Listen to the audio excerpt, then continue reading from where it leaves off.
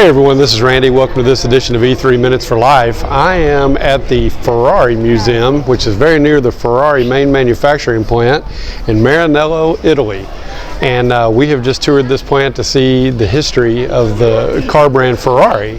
And when you look at Ferrari, when you think about it and the reputation that it has, we ate at a restaurant last night in Florence, Italy, that some friends of mine had told me about. That said in their mind it was the best restaurant meal they had ever had, their favorite restaurant in the world.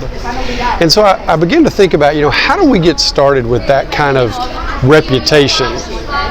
How does a car company or a restaurant or whoever it is, how do they develop that kind of reputation? Well, I think number one, it's your performance over a long period of time. And what you do over and over and over again, day after day after day. And that's what develops that reputation. Well, the reputation then affects someone's expectation they have of your product or service. So what you do over a long period of time, how you treat people, how you do business, how you conduct yourself, whatever it may be, feeds that reputation.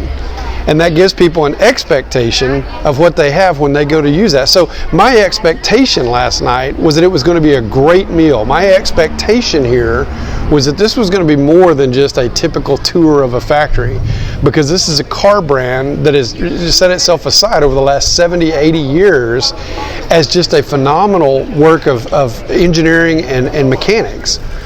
And so when you think about how you do your work, when you think about how you're living your life, I want you to think about what reputation have you developed through the way that you handled yourself, the way that you conducted yourself, the way that you treat people, the way that you perform at work.